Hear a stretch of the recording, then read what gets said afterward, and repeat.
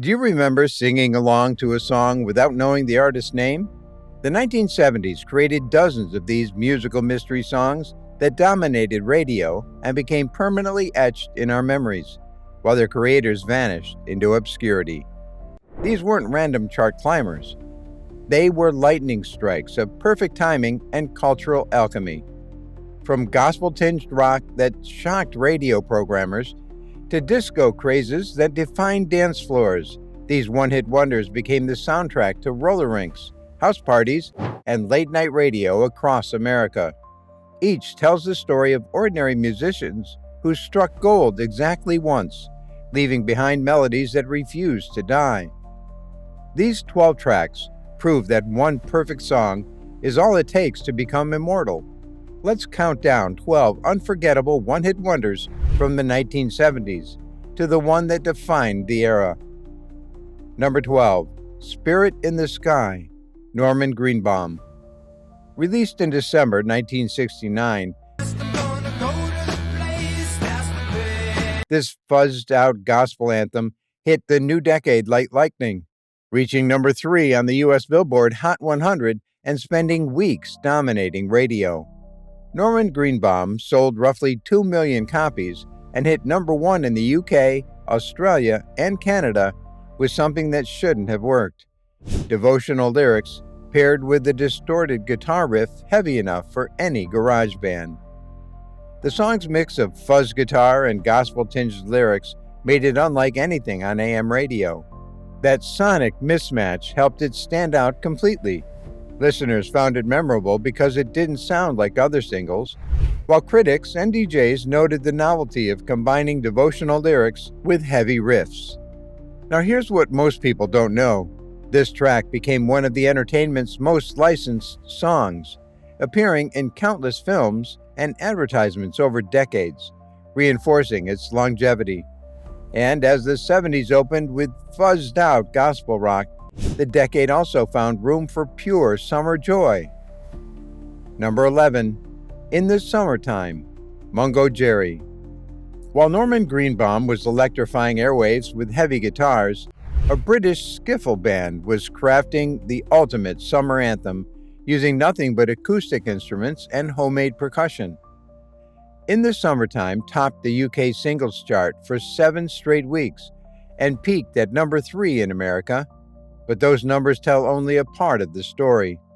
This wasn't just a hit, it was a global phenomenon, the worldwide sales approaching tens of millions of copies.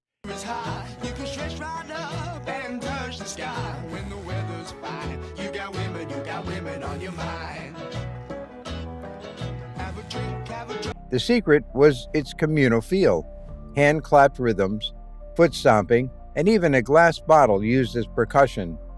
Radio DJs loved its instant sing-along quality, while festival crowds embraced its carefree message of seasonal escapism. The song captured something universal about summer freedom, that feeling of endless possibility when the warm weather hits. Its simple production made it accessible to everyone, from hippie festivals to suburban barbecues. Contemporary audiences treated it as more than a song. It became a seasonal ritual. From summer freedom to bittersweet reflection, the early 70s also gave us a farewell that touched millions. Number 10, Seasons in the Sun, Terry Jacks.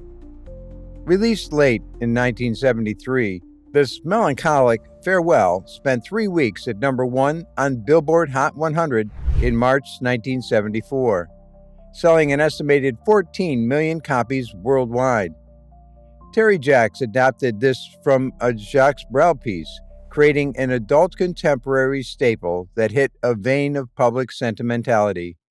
When all the birds are singing in the sky, now that the spring is in the air. The song struck deep with American audiences, dealing with Vietnam casualties and generational change. Many listeners found it deeply moving and used it at funerals throughout the decade. But here's where it gets controversial. The track was completely polarizing. Many found it heartfelt, while critics called it overly sentimental manipulation. The debate split audiences, but its commercial impact remained undeniable, making Jax a household name for exactly one song. But while Jax struck a somber chord, another 1974 hit had people kicking, punching, and dancing. Number 9. Kung Fu Fighting, Carl Douglas. Released in 1974, this novelty disco smash hit number 1 on the U.S. Billboard Hot 100 in December, selling an estimated 10 to 11 million copies worldwide. Carl Douglas combined novelty lyricism with disco rhythms right as global interest in kung fu films and martial arts culture exploded. The song was immediate and danceable, perfectly capturing the moment's cultural obsessions. Audiences adored its immediacy and novelty, while DJs and dancers embraced it completely. It dominated discos and pop charts alike. Contemporary reactions split between pure enjoyment and critical mockery. Some critics mocked the lyric and oriental riff, but club culture couldn't resist its call to the dance floor. Douglas had captured two massive cultural trends in one irresistible package. And as disco caught fire, one instrumental anthem kept the dance floors moving. Number 8. The Hustle, Van McCoy and the Soul City Symphony. Released in 1975, this instrumental disco track reached number 1 on both the Billboard Hot 100 and Hot Soul charts, earning Van McCoy a Grammy for Best Pop Instrumental Performance in 1976. It crystallized a new dance craze called the hustle into a mainstream pop phenomenon, spreading from New York City clubs to TV dance shows nationwide. The track moved disco from underground club culture to mainstream America. Club culture embraced it instantly, but mainstream radio picked it up and helped disco cross over to everyday listeners.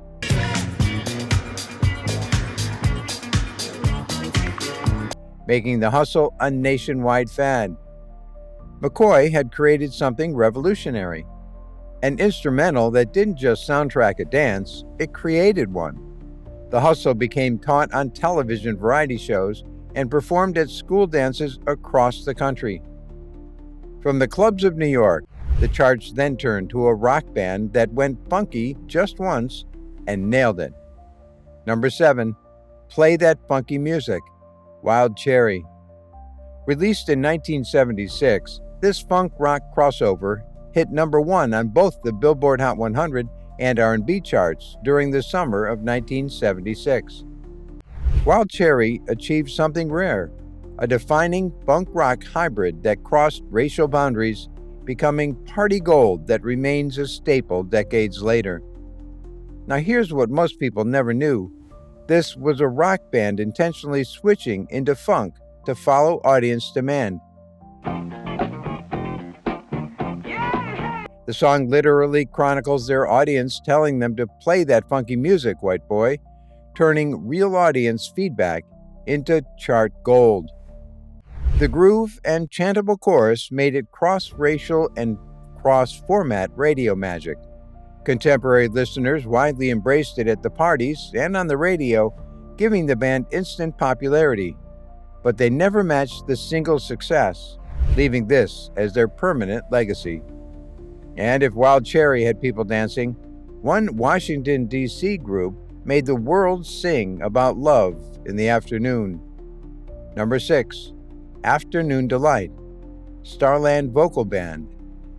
Released in 1976, this harmony-rich song hit number 1 on the Billboard Hot 100 in July, earning Grammy nominations and winning Best Arrangement for Voices.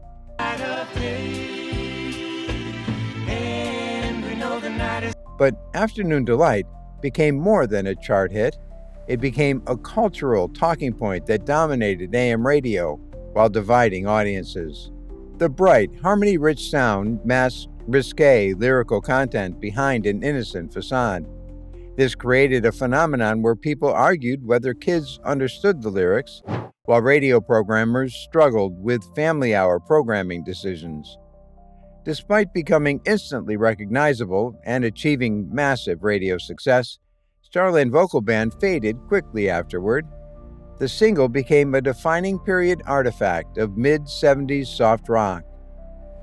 Before we continue with our top 5, hit that like button if these songs are bringing back memories, and subscribe for more nostalgic music deep dives like this one. And while Starland soared briefly, another 1976 track had crowds chanting a funky battle cry. Number 5, Turn the Beat Around, Vicki Sue Robinson. Released in 1976, Vicki Sue Robinson delivered a major disco hit that became a staple in clubs and on disco radio during the genre's explosive boom.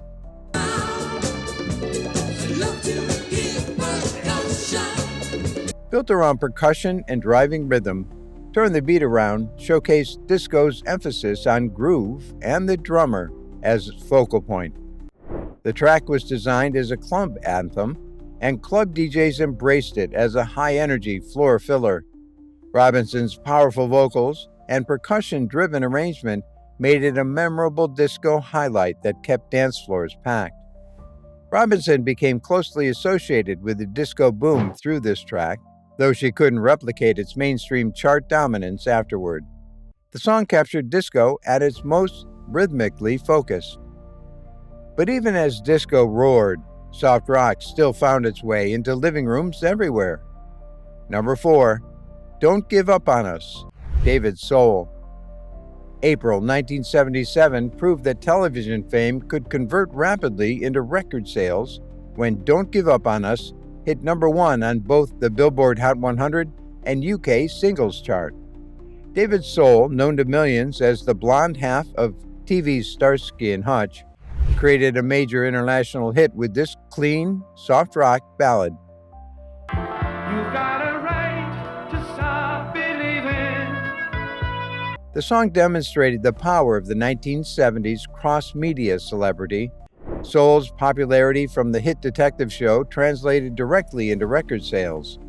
Fans of Starsky and Hutch loved it, while mainstream radio played it heavily for its romantic simplicity and polished production. Contemporary audiences loved the connection between their favorite TV star and this heartfelt ballad. The track's success showed how television had become a launching pad for musical careers, though Soul's subsequent singles never sustained similar chart impact, leaving this as his sole musical legacy. And while Soul melted hearts, another 1977 tune brought a wave of nostalgia that never faded. Number 3, Thunder Island, Jay Ferguson. Released in October 1977, this breezy single peaked at number 9 on the US Billboard Hot 100 by April 1978, becoming Jay Ferguson's highest-peaking solo single. Featuring Joe Walsh on guitar, it perfectly captured the late 70s yacht rock aesthetic with recognizable guitar work and island imagery. The track fit the laid-back FM playlist of the era perfectly, earning steady airplay that extended well beyond its initial chart run. Ferguson had crafted sophisticated, studio-crafted soft rock with enough polish for pop radio, but cool enough for album-oriented stations.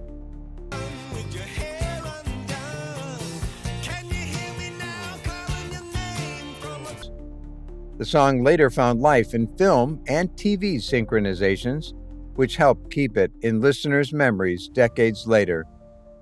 And while Jay Ferguson captured island breezes, one Swedish band brought back a pop tune with a twist that the whole world remembers. Number 2, Hooked on a Feeling, Blue Suede.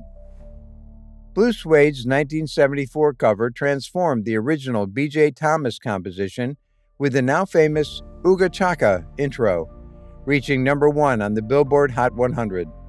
That novelty chant plus bombastic production gave it a huge cross-format appeal that made it impossible to forget.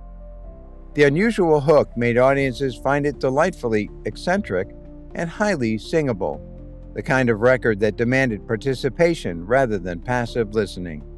Radio loved its instant recognition factor and crowd-pleasing energy. But here's what secured its legendary status. The song enjoyed major revivals in pop culture decades later, notably through film soundtracks that introduced it to new generations. This cemented its position as a one-off classic.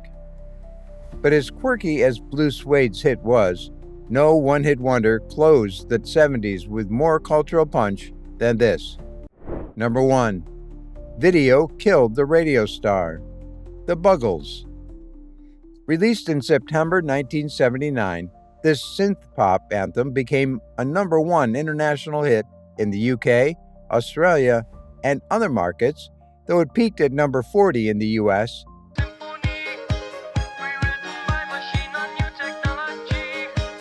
But this media self-reflective single was destined for a legacy far beyond its initial chart performance, capturing anxieties about technology and the evolving media landscape. This song felt both sonically forward-looking and thematically perfect for the end of the decade. International audiences embraced it immediately for its synthesizer-driven production and prophetic lyrics about television's impact on radio's golden age. Here's what made it historically significant. On August 1, 1981, this music video became the first ever played on MTV, cementing this song's lasting pop culture legacy. The Buggles had unknowingly created the perfect soundtrack for the media revolution they were singing about. From Norman Greenbaum's fuzzed-out gospel to Blue Suede's infectious chant, these 12 one-hit wonders proved the 1970s belonged to risk-takers and innovators. Each track captured lightning in a bottle, that perfect moment when artist, song, and cultural moment aligned to create something unforgettable. These weren't just chart curiosities, they were the soundtrack to a decade of change. Whether disco's rise, rock's revolution, or technology's growing influence, each song froze a specific cultural moment. One-hit wonders prove that sometimes one perfect song is all it takes to become immortal. Which of these songs instantly transports you back to the 70s? Drop your thoughts in the comments below, subscribe for more nostalgic deep dives, and hit that notification bell for more videos like this.